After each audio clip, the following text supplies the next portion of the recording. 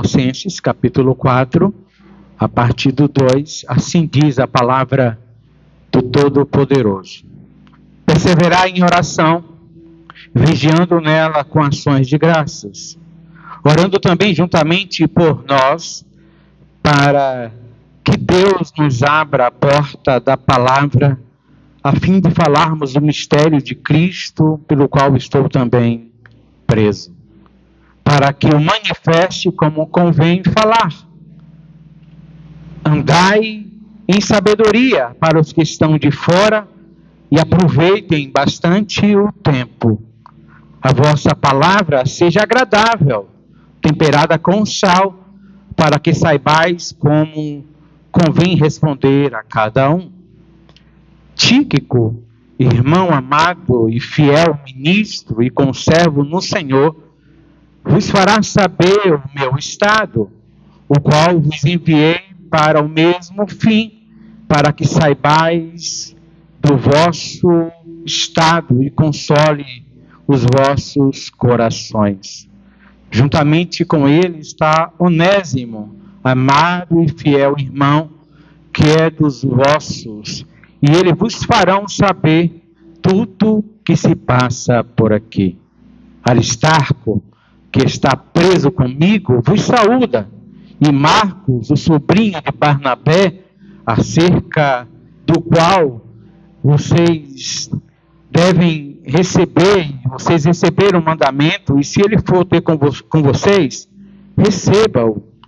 E Jesus, chamado Justo, os quais são da circuncisão, são estes unicamente os meus cooperadores no meio de Deus. Para mim tem sido grande consolação.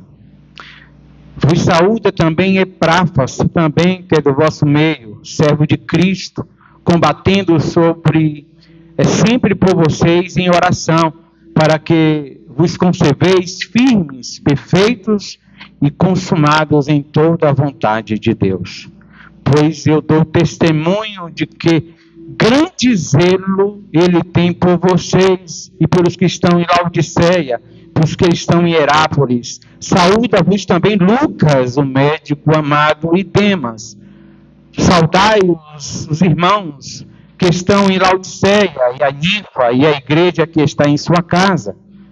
E quanto a essa epístola tiver sido lida entre vós, fazei também que seja lida na igreja de Laodicenses, e a que veio de Laodiceia também vocês possam ler.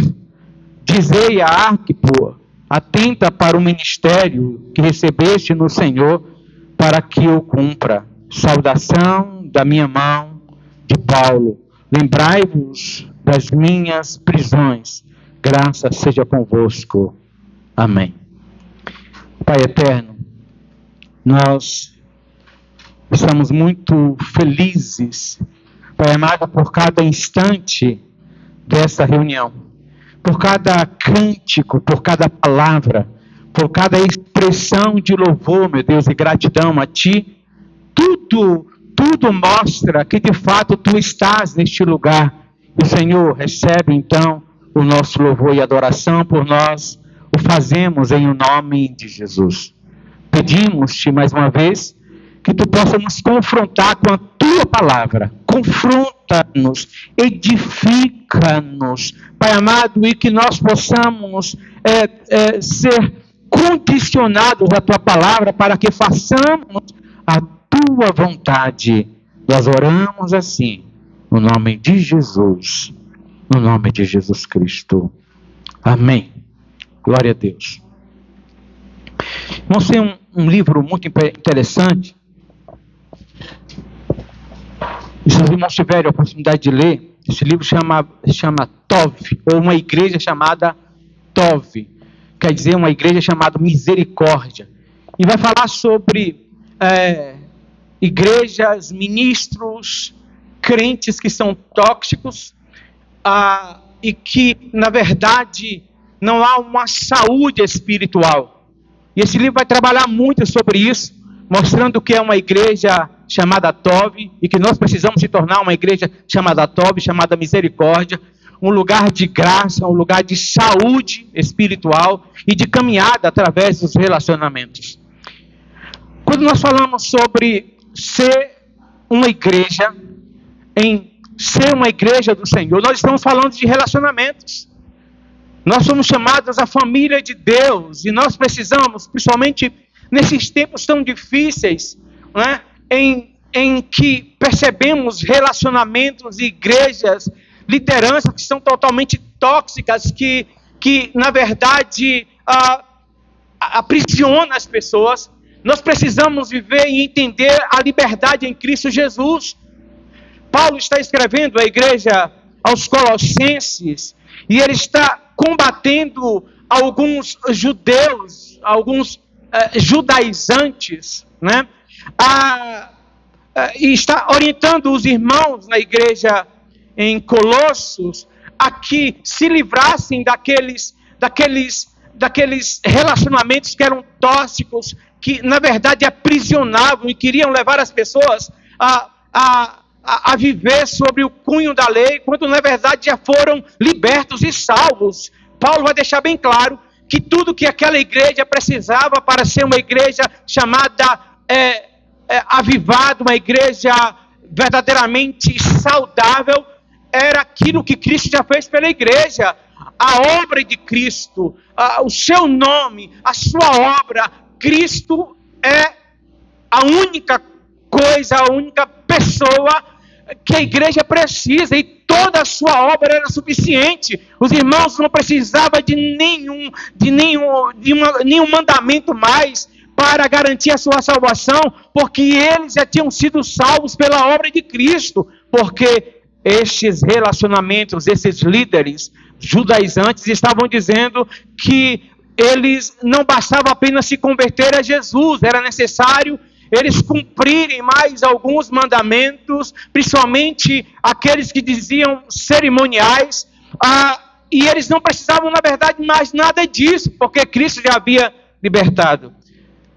E quando a gente olha ao longo desta carta de Paulo, orientando aquela igreja, a gente fica perguntando como ser uma igreja verdadeiramente saudável.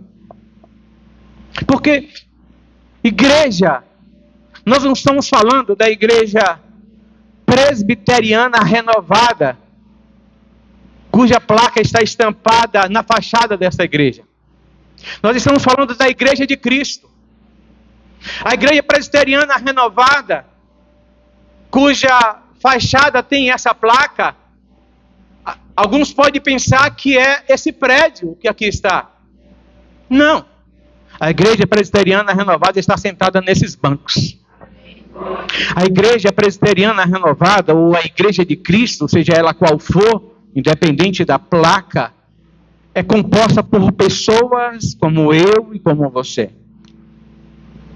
Como humano que somos, nós temos limitações, nós temos sentimentos, nós temos falhas, nós temos qualidades, nós somos humanos e nós estamos suscetíveis também às falhas, aos pecados, e é necessário que a gente entenda isso, porque a nossa dependência está em Cristo. Nós, embora não sejamos perfeitos, nós estamos nesse caminho, e o caminho é Cristo.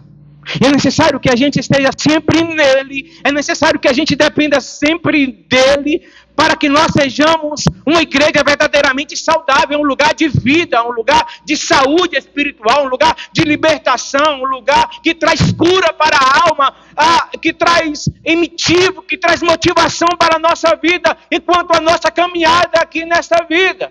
E Paulo então vai encerrar esta carta no capítulo 4 com essas saudações, essas recomendações, essa exortação à oração, e ele acaba nos mostrando como ser uma igreja verdadeiramente saudável, de como ser, permita-me colocar assim, de como ser crentes, de como ser cristãos verdadeiramente saudáveis, cheios de vida espiritual. E como é que Paulo apresenta isto?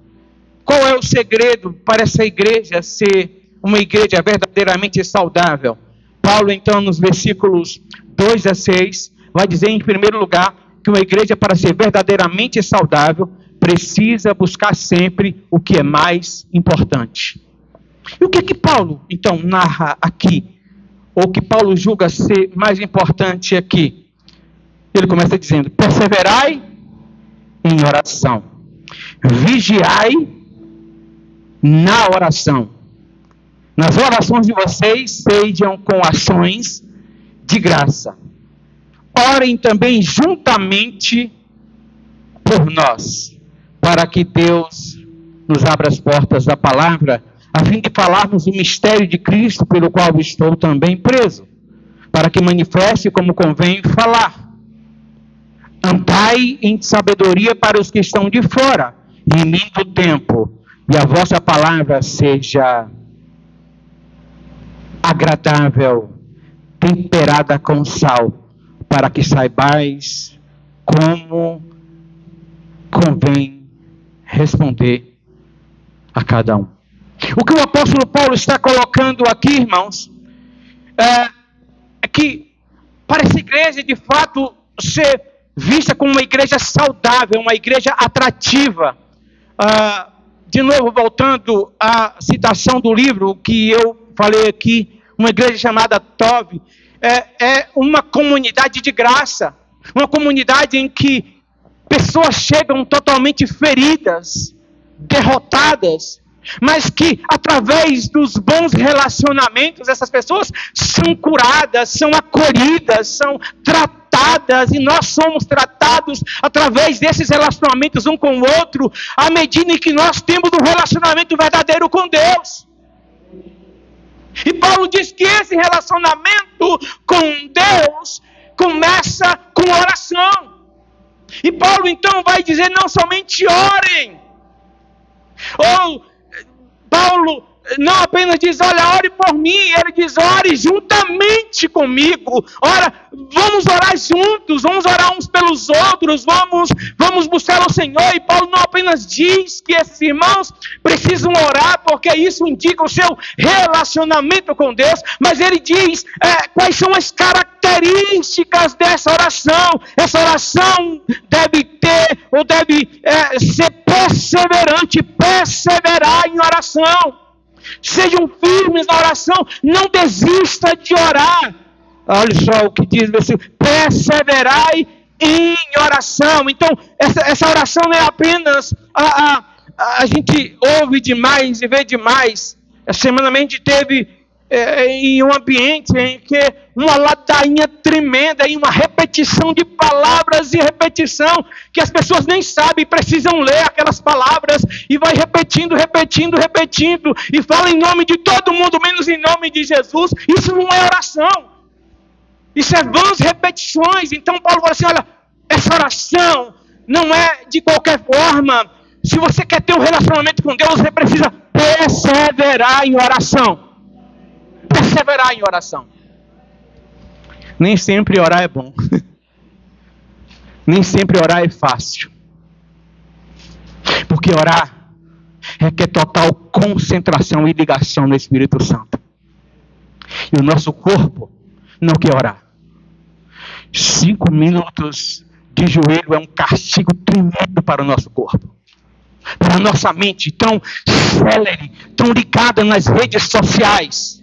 Fica 5 minutos sem pegar no celular, 5 minutos sem ter as notícias, 5 minutos sem falar com aquela pessoa.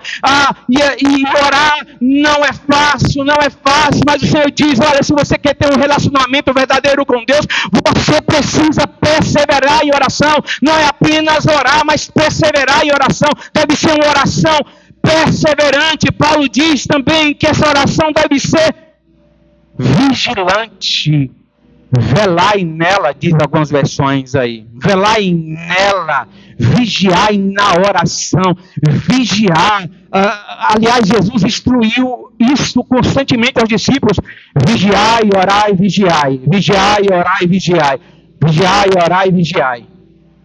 Nós devemos orar perseverantemente, nós precisamos orar insistentemente, nós precisamos orar com toda a nossa força, nós devemos orar buscando ao Senhor com toda a intensidade do nosso ser, e nós precisamos vigiar, porque não adianta de nada orar 24 horas por dia, mas se eu não vigio, se eu não estou alerta, se eu não inclino meu coração para depender de Deus, em 5 segundos eu perco todo aquele tempo de oração.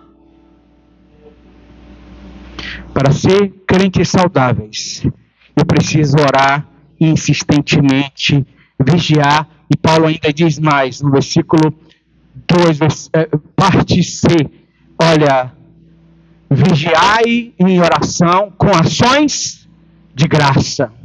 A nossa oração deve ser cheia de ação de graça, cheia de gratidão a Deus, mesmo quando tudo não está indo necessariamente bem, o meu coração deve estar cheio de gratidão a Deus, porque Deus está no controle de todas as coisas, ainda que eu não consiga ver, ainda que eu não consiga perceber, ainda que as circunstâncias estão dizendo, acabou para você, está derrotado para você, olha, não tem mais jeito para você. Deus ainda permanece soberanamente no controle de todas as coisas. Gratidão, Senhor, porque eu sei que nesta prova eu não estou sozinho. Oh Deus, gratidão, porque essa vitória eu sei que não dependeu de mim, foi por causa da tua bondade e da tua mão. Gratidão, Senhor, porque eu posso levantar hoje e dar glória ao teu nome. Gratidão, Senhor, porque ainda estou de pé. Esse relacionamento com Deus, oração cheio de gratidão. E Paulo também, que outra característica dessa oração é a intercessão. Orai também juntamente por nós. E Paulo, na oração dele, orai juntamente conosco. Isso quer dizer que Paulo está orando. Já percebeu que tem gente que só sabe a oração do vocês oram por mim? Vocês oram por mim? A oração de 6 horas? Só oração de 6 horas. 6 horas por mim, 6 horas por mim, vocês oram por mim, vocês oram por mim. E quando Paulo está dizendo, ore juntamente conosco. Ore por nós. E de novo, essa oração intercessória, ela tem uma característica maravilhosa, porque Paulo está dizendo, vocês oram juntamente conosco. E qual é o propósito de Paulo? É que ele saia da cadeia? É que ele não tenha mais sofrimento e aflições? Para que eu tenha ousadia, intrepidez, que ainda em cadeia, ainda que eu esteja preso, a palavra de Deus não esteja. Eu pregue justamente ou juntamente, apesar de estar preso, eu não pare de pregar. Que Deus me dê ousadia, que Deus me dê intrepidez e que Deus me dê oportunidade para continuar pregando, apesar de preso, apesar de tentarem me parar, para que eu não pregue. Vocês orem juntamente comigo, para que eu continue pregando a palavra de Deus. Oração intercessória. Orar uns pelos outros. Mas Paulo fala ainda que para ser saudável é necessário buscar as coisas importantes. E Paulo não fala apenas de oração. Paulo fala de uma dobradinha, que é oração e palavra de Deus. Não pode andar separados. Oração e palavra de Deus. Oração e escrituras. E Paulo, versículos, vai falar sobre a prioridade da palavra de Deus. Versículo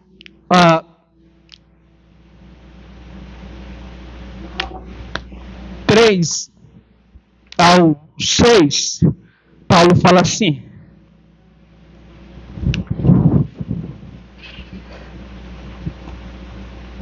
orando também juntamente por nós, para que Deus nos abra a porta a fim de falarmos o mistério de Cristo, que é o Evangelho, para que eu pregue o evangelho, pelo qual também estou preso, para que eu manifeste a palavra e o evangelho de Cristo, como convém que eu faça. Andai com sabedoria com os que estão de fora, remindo o tempo, e a vossa palavra seja sempre agradável, temperada com sal, para que saibais como convém responder um ao outro. O que Paulo está falando aqui é que essa dobradinha, o que é que os irmãos devem buscar, qual deve ser a prioridade da igreja para se tornar uma igreja verdadeiramente saudável? Oração e palavra de Deus, oração e testemunho, oração e explanação e pregação do evangelho, oração que é relacionamento com Deus, mas também pregação, para que outros também tenham relacionamento com Deus, sejam alcançados pelo amor de Deus, oração e pregação do evangelho, oração e vivência de testemunho pessoal, para que saibamos alcançar outros. Paulo está preso, mas lá na prisão em Roma, Paulo está testemunhando do evangelho, e ele consegue ganhar para Jesus a guarda imperial. Ele está preso, mas como eu disse, ele tem prazer em viver uma vida de oração e não cessa de viver as escrituras, a pregação da palavra de Deus. Irmãos, não existe igreja avivada, não existe igreja forte, igreja que não ora é igreja morta, igreja que não lê a palavra de Deus, igreja que não prioriza as escrituras, igreja que não busca a palavra de Deus, não tem sentido nenhum de existir. Simples assim. A nossa vida, a nossa saúde, a nossa vitalidade está numa vida de oração e uma vida da explanação e da vivência das escrituras. E Paulo fala aqui não apenas de pregar. A prioridade das escrituras não é apenas pregar o evangelho, proferir palavras, mas é também dar um bom testemunho para os que são de fora. É ter um comportamento de um verdadeiro relacionamento com Deus, um relacionamento de sabedoria. Olha, a nossa conduta diária, e deixa eu aplicar isso aqui, o que Paulo está dizendo, olha, não basta apenas orar, é necessário ter uma conduta de obedecer a palavra de Deus e ver como é o teu relacionamento no namoro, como é o teu relacionamento no teu trabalho, como é o teu relacionamento no teu casamento, como é o teu relacionamento lá na tua vizinhança. Veja a tua conduta, como você procede, porque o testemunho pessoal é sinal se você tem vida com Jesus ou não. Se você é testemunha viva de Cristo ou você é vergonha de Cristo. Eu fiquei sabendo de um vídeo, eu tive a oportunidade de ver agora à tarde, de alguém cujo marido trai, e ela vai lá para frente da igreja, ela revela todo o pecado na igreja, e parece dar uns tapas ainda na mulher que teve um caso com seu marido, expondo a igreja a maior vergonha. Aquilo ali não são crentes coisíssima nenhuma, não são orgulho do evangelho de jeito nenhum, são vergonha do evangelho. O que Paulo está dizendo, olha, não seja vergonha do evangelho. E Paulo diz, olha, eu não tenho vergonha do evangelho, mas não adianta de nada não ter vergonha do evangelho se a gente for vergonha do evangelho. Mas se vocês olharem para nós e ver que a gente é um homem de oração, que a gente faz a obra de Deus, se somos homens de Deus, quando na verdade a nossa conduta diária não tem nada a ver com aquilo que a gente prega. A gente está jogando tudo no lixo, a gente é vergonha do evangelho, a gente está afastando as pessoas de Cristo. Mas Paulo está dizendo que uma igreja saudável é uma igreja que se relaciona com Deus em oração, mas também mostra que tem um compromisso, sabe? Eu já usei isso aqui. Qualquer pessoa que me vê na rua, onde quer que eu esteja, vai saber que eu sou casado. Bem casado, graças a Deus. E que amo minha esposa. E que amo minha família demais. A nossa conduta, lá na rua, lá na nossa vizinhança, lá no nosso trabalho, lá na nossa escola, vai mostrar como é o nosso relacionamento com Deus. Se eu ajo, ainda voltando para a questão do casamento, se eu ajo de maneira sem vergonha, permita-me usar esse termo, se eu ando de gracinha com outras mulheres que não é a minha, de que maneira eu vou ser visto? Que tipo de marido eu vou ser visto? Né? Descompromissado.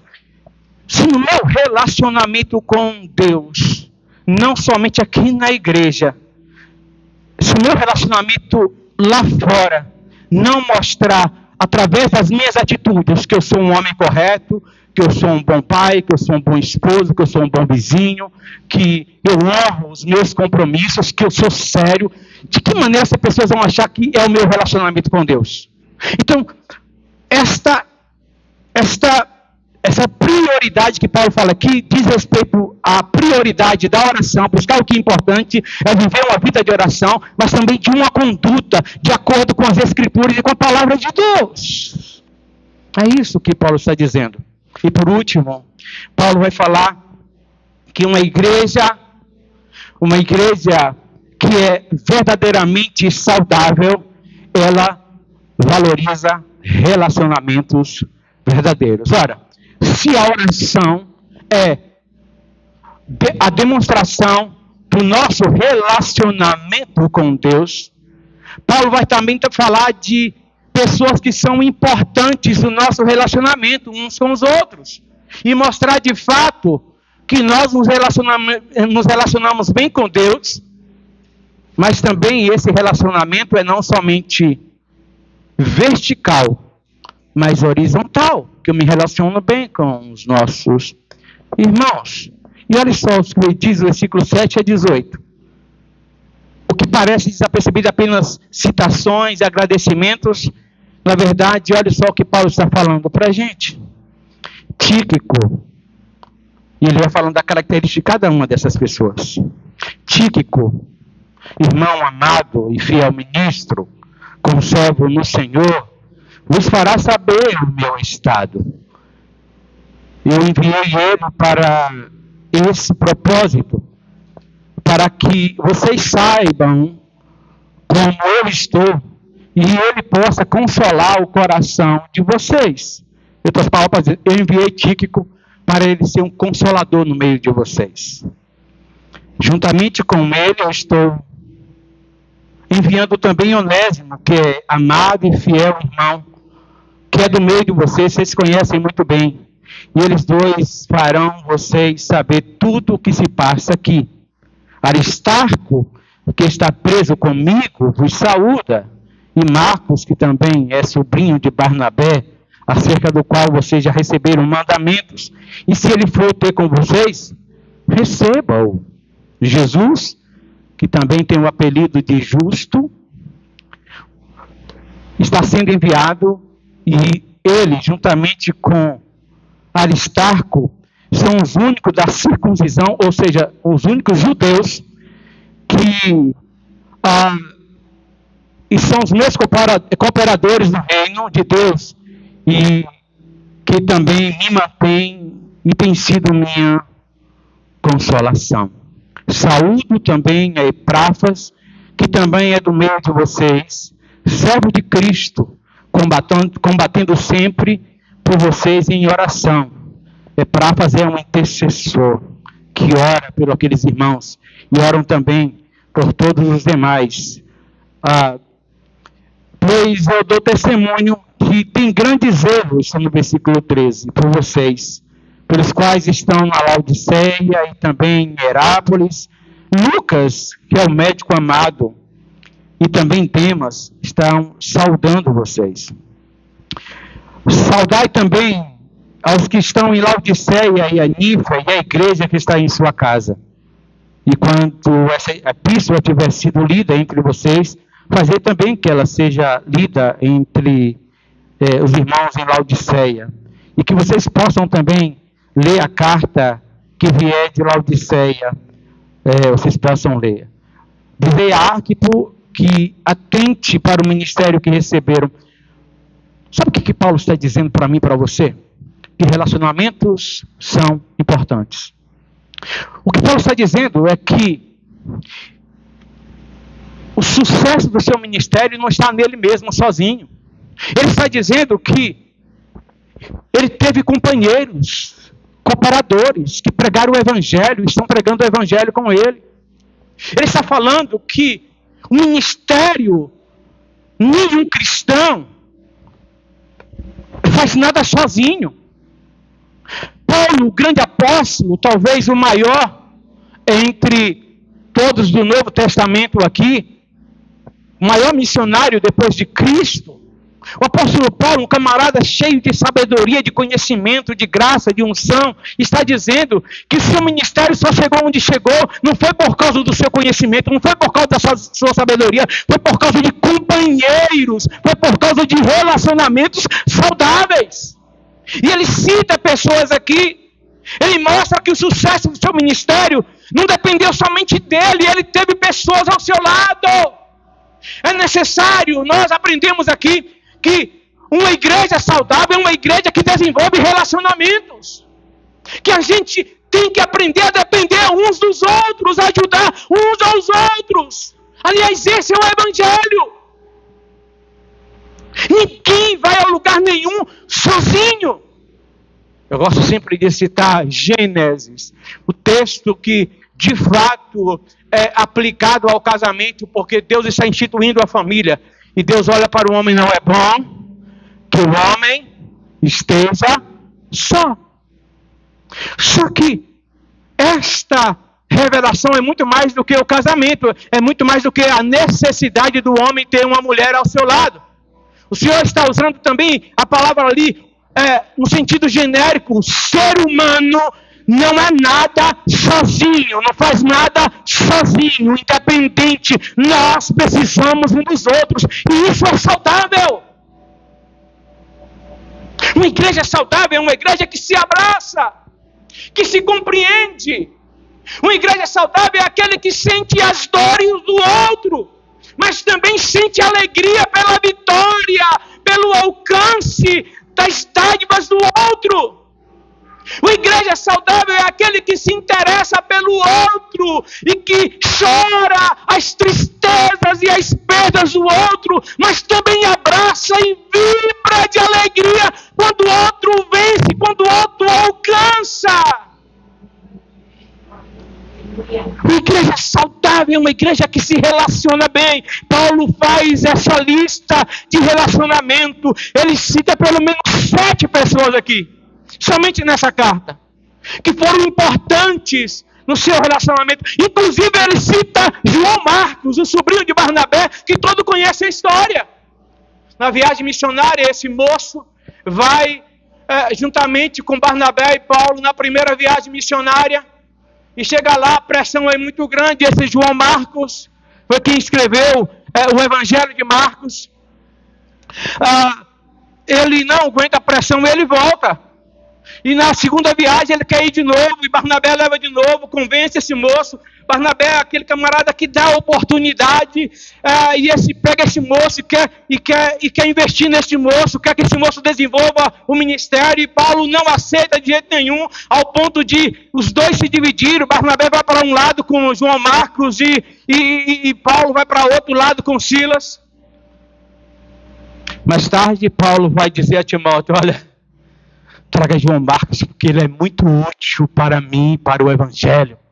Traga Marcos com você, traga Marcos com você, vai ser muito bom ver Marcos. Ou seja, mesmo diante dos desentendimentos, Paulo entende que João Marcos é importante para ele, e ele se reconcilia, porque ele pode discutir as ideias, e nós podemos discutir as ideias, nós podemos não concordar com tudo, mas vocês permanecem sendo meus irmãos, ainda que você não concorde comigo, nós seguimos sendo da mesma família, e o que nos une é a cruz de Cristo.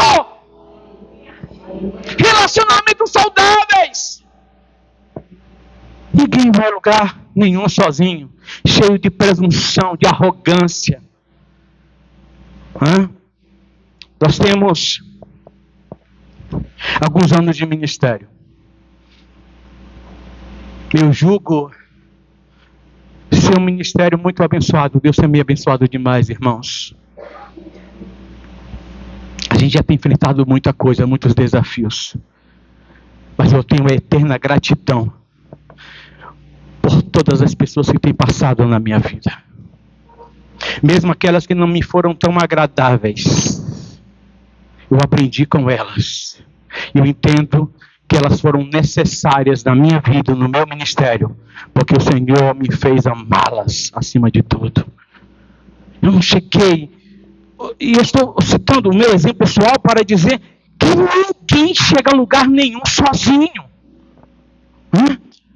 Ninguém chega a lugar nenhum sozinho. Nós aprendemos, nós caminhamos, nós crescemos uns com os outros ao longo da caminhada. Então, uma igreja saudável é uma igreja que busca o que é importante e uma igreja que valoriza os relacionamentos verdadeiros. Nós precisamos ser essa igreja POV. Essa igreja chamada misericórdia.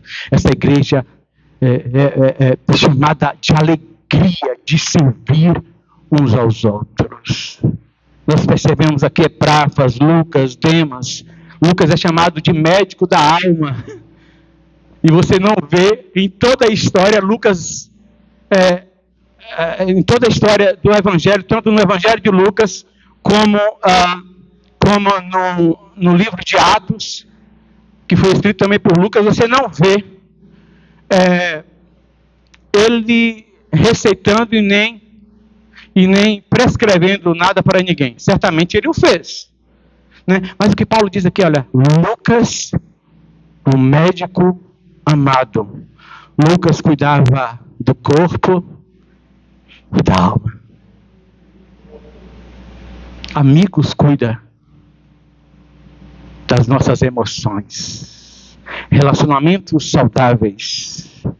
Marcos é esse homem que é útil para o Evangelho. Aristarco, Marcos, Jesus, o justo, Epáfras, Tíquico. Paulo diz que é esse homem agradável, homem prestativo, homem que sabe trabalhar em equipe. Né?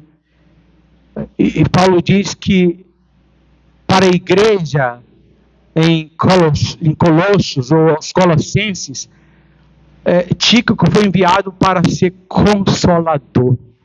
Então, uma palavra de consolo, de conforto.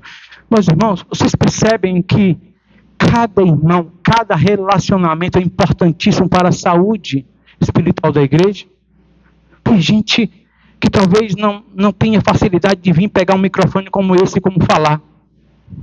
Mas que dá um conselho, que ora, às vezes nem fala nada, só um abraço já é suficiente para a gente se sentir bem, consolado e confortado. Então não se ache inútil, não ache que você não sabe fazer nada. O fato de você estar aqui, o fato de você fazer parte dessa família é de total importância para cada um de nós. Às vezes eu chego aqui, vai fazer um ano agora, no dia 2 que a gente chegou aqui. Eu acostumei, quando eu não vejo alguns rostos aqui, eu sinto falta. Né? Eu sinto falta. Porque cada irmão tem a sua importância. Talvez não sejam pessoas que tenham evidência, que estejam aqui na frente, mas fazem parte dessa família. Cada um aqui é importante para a saúde da igreja, a saúde espiritual da igreja. Essa igreja só será saudável se todos entenderem isso. A importância de cada um aqui. Como se a igreja verdadeiramente é saudável, buscando o que é importante: oração, palavra, testemunho. E valorizando relacionamentos verdadeiros. É bom demais, sempre repito isso. É bom demais quando a gente recebe uma palavra de Deus. Sim ou não? É bom demais quando a gente chega assim, uma pessoa chega assim e nos abençoa com a palavra, nos abençoa de alguma forma, em um momento de aflição, num momento crítico da nossa vida, num momento de aperto, alguém vem lá e nos abençoa. Mas eu garanto para vocês que a sensação de prazer, de alegria, é muito maior quando a gente se torna uma bênção na vida das pessoas. Muito melhor. Receber bênção de Deus é bom. Amém? Agora, ser bênção de Deus na vida de alguém é muito melhor ainda. E é para isso que Deus nos abençoa. Deus abençoa cada um de nós para que nós sejamos bênção na vida dos nossos irmãos. Deus abençoa poderosamente Abraão, e depois Deus chama Abraão quando está 99 anos de idade, depois de andar muitos anos na presença de Deus, e Deus disse: olha, Abraão, se tu uma bênção. Se tu uma bênção. Deus nos abençoa, irmãos, não é para a gente ser um retentor das bênçãos de Deus, para que nós abençoemos outros. Como que Deus tem te abençoado? Eu garanto que não tem ninguém aqui que não tenha sido abençoado com o Evangelho, com a alegria da salvação. Então, seja instrumento de Deus e bênção na vida de outras pessoas, com essa mesma bênção que você recebeu.